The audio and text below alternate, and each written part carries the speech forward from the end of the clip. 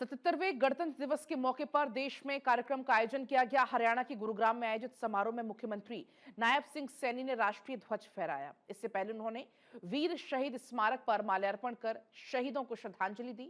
मुख्यमंत्री ने हरियाणा पुलिस, महिला पुलिस, होमगार्ड और स्काउट सहित विभिन्न टुकड़ियों की परेड का निरीक्षण किया और उनकी सलामी ली।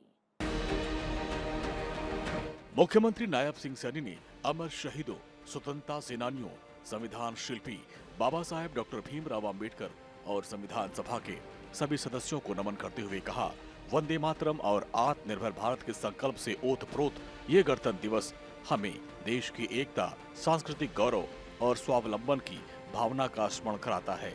विविधताओं से भरा हमारा राष्ट्र सदैव एकता के सूत्र में बंधा रहा है, जिसकी झलक वंदे मातरम के 150 वर्षों के गौरवपूर्ण उत्सव में दिखाई देती है। देश के यशस्वी प्रधानमंत्री श्री नरेंद्र मोदी जी के विकसित भारत के संकल्प को पूरा करने के लिए गति से आगे बढ़ रहा है। हमने गत विधानसभा चुनावों के दौरान अपने संकल्प पत्र में 217 संकल्प लिए थे। उनमें से 54 संकल्प हमने पिछले एक साल में ही पूरा कर लिया है और 163 पर काम जारी है। मुख्यमंत्री ने कहा, राष्ट्र की प्रगति में हरियाणा का महत्वपूर्ण योगदान रहा है। उन्होंने बताया, हरियाणा देश के कुल क्षेत्रफल का मात्र 1.34% है और जनसंख्या का 2.09% हिस्सा रखता है, लेकिन इसके बावजूद आज देश के जीडीपी में राज्य का योगदान 3.7% है। मुख्यमंत्री ने कहा कि 3,53,000 रुपए प्रति व्यक्ति आय के साथ ही हरियाणा देश के सभी राज्यों में प्रथम स्थान पर है। भाइयों बहनों, मुझे बताते हुए खुशी भी है कि हरियाणा प्रति व्यक्ति जीएसटी संग्रहण में देश में प्रथम स्थान पर है। State ease of doing business ranking में हरियाणा टॉप अचीवर्स कैटेगरी में ये शामिल है।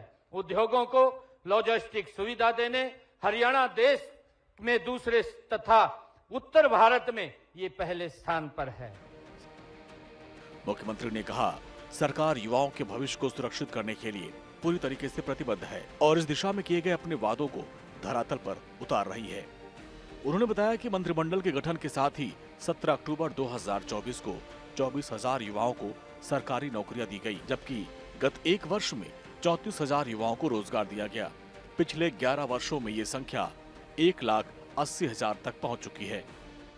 साथियों, हमने केवल सरकारी नौकरी ही नहीं बल्कि रोजगार सुरक्षा पर भी काम किया है। हमने कानून बनाकर हरियाणा कौशल रोजगार निगम के तहत कार्यरत युवाओं के भविष्य को भी सुरक्षित किया है।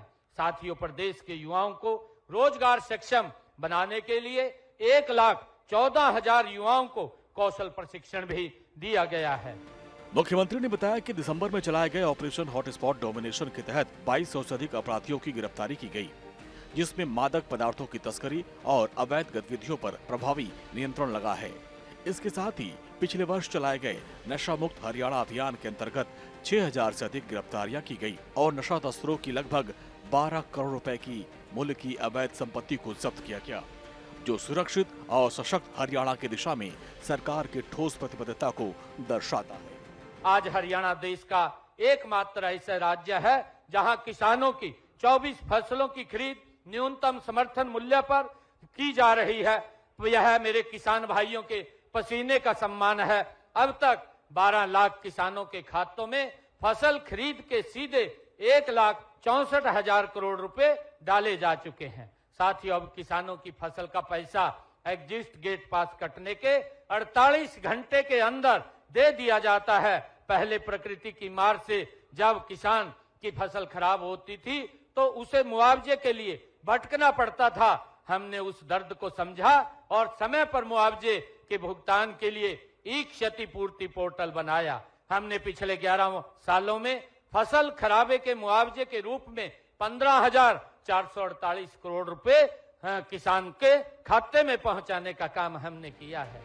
मुख्यमंत्री ने कहा कि सरकार की कथनी और करनी में कोई अंतर नहीं। आज हरियाणा समृद्धि की नई परिभाषा लिख रहा है। जनता का शासन, जनता के लिए, जनता के द्वारा के मूल मंत्र को आत्मसात करते हुए हरियाणा प्रदेश प्रधानमंत्री नरेंद्र मोदी के विकसित भारत के संकल्प के साथ ही कदम से कदम मिलाकर तेजी से आगे बढ़ रहा है।